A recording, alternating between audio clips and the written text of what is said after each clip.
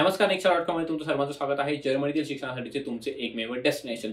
जर तुम्हाला जर्मनीत जाऊन जर तुमचं कॉम्प्युटर सायन्स करण्याची इच्छा असेल, स्वप्न असेल, तर ते स्वप्न पूर्ण करण्यासाठी आता Nexaने लॉन्च केली आहे नवीन एक टूल किट. हे स्वप्न पूर्ण करण्यासाठी तुम्हाला जी जर्मनीतील तुमची ॲडमिशन प्रोसेस असेल, ती सोपी करणं काम असेल ह्या टूल किटचं. ते कसं? तर तुम्हाला जे युनिव्हर्सिटी शॉर्टलिस्टिंगचं काम असणार आहे, ते तुमचं ईझी करून देईल ही टूल किट. तसेच तुम्हाला जे तुमचे डॉक्युमेंट्स रेडी करायचे आहेत, यासाठी ते कसे क्रिएट करायचे ते तुमचं सोपं होऊन जाईल या टूलकिट थ्रू.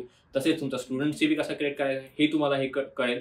हे कसं सर्व तुम्हाला कसं मिळणार आहे ते मी तुम्हाला स्क्रीनवरती दाखवतोच. परंतु जर तुम्हाला अशाच प्रकारचे जर्मनीतील शिक्षणासंदर्भातले अपडेट्स मिळवायचे असतील, तर त्यासाठी तुम्ही आमचा टेलिग्राम ग्रुप जॉइन करा. त्याचा क्यूआर कोड तुम्हाला स्क्रीनवरती दिसत असेल. तसेच आमचा फेसबुक ग्रुप देखील आहे आणि WhatsApp ग्रुप देखील आहे. हे दोन्ही ग्रुप देखील जॉइन करून घ्या. तसेच आमचं Instagram पेज आहे. Instagram पेजला फॉलो करा, ज्यावरती देखील तुम्हाला अपडेट्स मिळत राहतील. चला तर मग आपल्या पॉइंटवरती वापस येऊयात. ही टूलकिट तुम्हाला कशी मिळवायची आहे? चला मी तुम्हाला हे स्क्रीनवरती दाखवतो. सो तुम्हाला तुमची कॉम्प्युटर सायन्सची जी टूलकिट आहे, ती टूलकिट मिळवण्यासाठी काय करायचं आहे, तर तुम्हाला Nexa.comच्या वेबसाईटवरती यायचं आहे किंवा क्यूआर कोड जो तुम्हाला स्क्रीनवरती दिसत असेल, त्या क्यूआर कोडला स्कॅन करा. त्या क्यूआर कोडला स्कॅन केल्यानंतर तुम्ही तुमचं सरळ बंडल्सच्या ऑप्शनवरती पोहोचाल. इथे तुम्हाला वेबसाईटवरती आल्यानंतर बंडल्सच्या ऑप्शनला जायचं आहे. क्यूआर एक्सप्लोर ऑलमध्ये जाऊन बंडल्सच्या ऑप्शनला क्लिक केल्यानंतर तुम्ही इथे पोहोचा. इथे आल्यानंतर तुम्हाला इंजिनिअरिंगच्या ऑप्शनला क्लिक करायचं आहे. इंजिनिअरिंगच्या ऑप्शनला क्लिक केल्यानंतर इथे तुम्हाला बघा कॉम्प्युटर सायन्स इंजिनिअरिंगचं ऑप्शन दिसत असेल. याला क्लिक करा. या ऑप्शनला क्लिक केल्यानंतर तुमच्यासमोर एक बाय नाऊचं ऑप्शन होईल. बाय नाऊच्या ऑप्शनला देखील क्लिक करा. बाय नाऊच्या ऑप्शनला क्लिक केल्यानंतर तुम्हाला काही इन्फॉर्मेशन फिल करायची आहे. जिथे तुम्हाला दिसेल तुम्हाला ईमेल ॲड्रेस टाकायचा आहे. त्यानंतर तुमचा फर्स्ट नेम, तुमचा लास्ट नेम टाकायचा आहे आणि मोबाईल नंबर टाकायचा आहे. ही तुमची इन्फॉर्मेशन तुम्ही व्यवस्थित फिल करा बिकॉज ही इन्फॉर्मेशन इम्पॉर्टंट असेल. तुम्हाला या ईमेल ॲड्रेसवरती तुम्हाला ॲक्सेस मिळणार आहे तुमच्या टूलकिटचा. त्यानंतर तुम्हाला तुमचा ॲड्रेस टाकायचा आहे. इथे मी एक रँडम ॲड्रेस सिलेक्ट करतोय. तुम्ही तुमचा रिअल ॲड्रेस टाका. सो इथे मला ॲग्री करायचं आहे. ॲग्री केल्यानंतर प्लेस ऑर्डर अँड पेच्या ऑप्शनला मी क्लिक करणार. प्लेस ऑर्डर अँड पेच्या ऑप्शनला मी क्लिक केल्यानंतर तुमच्यासमोर एक क्यूआर कोड जनरेट होईल. हा क्यूआर कोड जनरेट झाल्यानंतर तुम्ही हा क्यूआर कोड तुमच्या यूपीआय थ्रू स्कॅन करून तुमचं पेमेंट कंप्लीट करू शकता.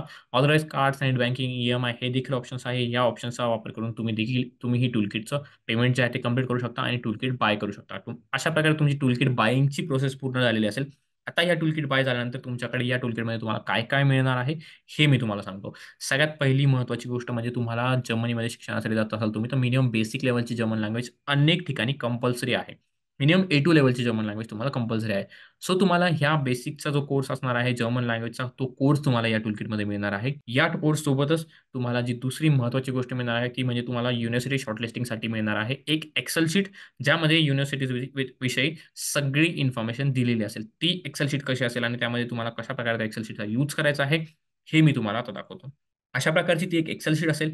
या एक्सेल शीटमध्ये तुम्हाला काय मिळणार आहे, तर तुम्हाला इथे असणार आहे तुमच्या युनिव्हर्सिटीचं नाव, युनिव्हर्सिटीचं लोकेशन, युनिव्हर्सिटीमध्ये कोर्स कुठला तुम्ही ऑफर करत आहे तुम्हाला युनिव्हर्सिटी, त्यानंतर number of semester, intake, application date, application deadline, application start date, त्यानंतर फीज, सेमिस्टर कॉन्ट्रिब्युशन नंतर पुढे असणार आहे IELTSचा स्कोर काय तुम्हाला लागणार आहे, TOEFLचा स्कोर काय रिक्वायर्ड असणार आहे, जर्मन लँग्वेजचा स्कोर काय रिक्वायर्ड असेल, गेटचा स्कोर काय रिक्वायर्ड असेल, वर्क एक्सपिरियन्स रिक्वायर्ड असेल किंवा नसेल, असेल तर किती असेल ते तुम्हाला दिलेलं असणार आहे. ॲप्लिकेशन वाया वेबसाईट लिंक, डॉक्युमेंट्स रिक्वायर्ड.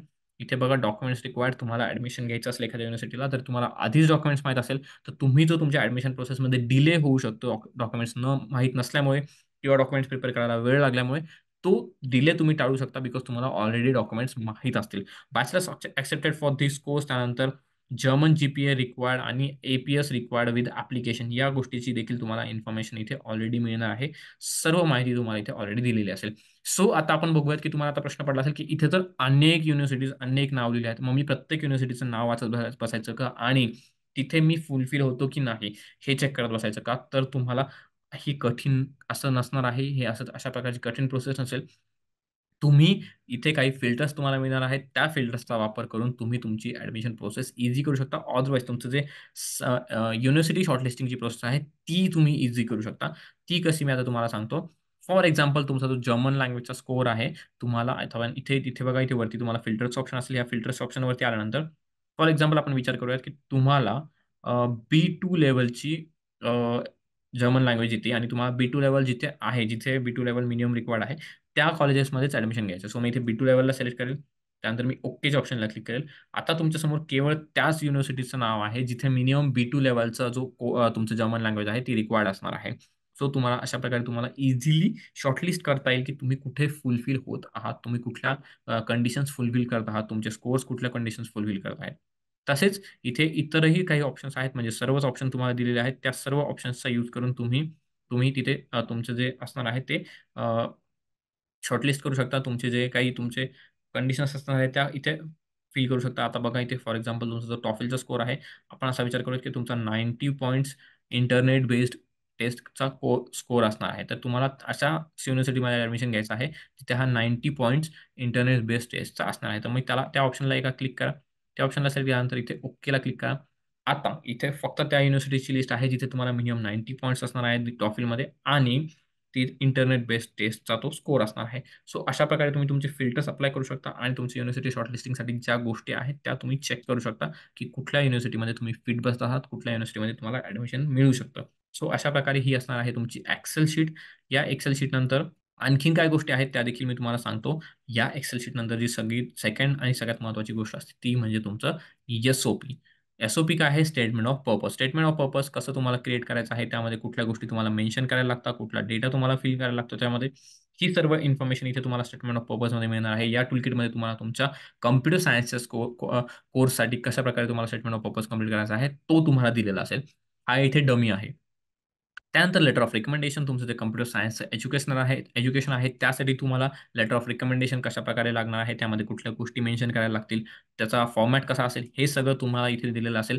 तो बघून तुम्ही तसं कंप्लीट करू शकता. अशा प्रकारे तुम्हाला तो तुमचा लेटर ऑफ रिकमेंडेशनचा जो फॉर्मॅट असणार आहे, तो तुम्हाला मिळेल. त्यानंतर जर्मन विजा कव्हर लेटरचा कसा फॉर्मॅट असेल, तुम्हाला त्यामध्ये कुठला सब्जेक्ट मेन्शन करायचा आहे, कशाप्रकारे सब्जेक्ट मेन्शन करायचा आहे, त्यामध्ये डेटा कुठला मेन्शन करायचा आहे, कशा प्रकारचं त्याच्यामध्ये तुम्हाला सगळे इनपुट्स द्यायचे आहेत. त्यानंतर तुम्हाला त्यासोबतच कुठले डॉक्युमेंट्स रिक्वायर्ड आहेत हे सगळं त्या तुम्हाला इथे दिलेलं असेल. या सगळ्या गोष्टी तुमचं जे बघून तुम्ही तुमचं जे जर्मन व्हिसा कव्हर लेटर आहे ते कंप्लीट करू शकता. लास्ट आणि सगळ्यात महत्त्वाची गोष्ट म्हणजे तुमचा युरोपास स्टुडंट सीव्ही जो असणार आहे, तो स्टुडंट सीव्ही तुम्हाला कसा क्रिएट करायचा आहे. जर्मनीमध्ये जर काही तुम्ही शिक्षणासाठी जात असाल, तर तुम्हाला स्टुडंट सीव्ही रिक्वायर्ड असतो. जसं भारतामध्ये आपण आपलं शिक्षण कंप्लीट झाल्यानंतर आपल्या जॉबसाठी सीव्ही क्रिएट करतो, तसंच तुम्हाला जर्मनीमध्ये शिक्षणासाठी स्टुडंट सीव्ही क्रिएट करायला लागतो. तो स्टुडंट सीव्ही तुमचा जो करिक्युलम व्हिटे आहे स्टुडंट्सचा, तो युरोपास सीव्ही कसा क्रिएट करायचा आहे, त्यासाठी कुठल्या काही स्पेसिफिक टेम्पलेट्सच यूज करावं लागतात. त्या कशा असणार आहेत, हे तुम्हाला या टूलकिटमध्ये मिळणार आहे. आणि यासोबतच तुम्हाला मिळणार आहे तुमच्या ॲडमिशनसाठी जो सपोर्ट तुम्हाला रिक्वायर्ड असेल, तो सपोर्ट. अशा प्रकारे ही जी तुमची जर्मनीतील शिक्षणासंदर्भातली टूलकिट आहे, ज्यामध्ये तुम्हाला कॉम्प्युटर सायन्स कसं करायचं आहे हे कळणार आहे. त्यासाठी तुम्हाला ॲडमिशन प्रोसेस कशी घ्यायची ते कळणार आहे. तर ही टूलकिट मिळवण्यासाठी ही प्रोसेस फॉलो करा आणि टूलकिट मिळवा आणि तुमची जर्मनीतील जर्नी स्टार्ट करा. तोपर्यंत असेच अपडेट्स मिळवण्यासाठी आमच्या चॅनलला सबस्क्राईब करा आणि बेल आयकॉनला क्लिक करा.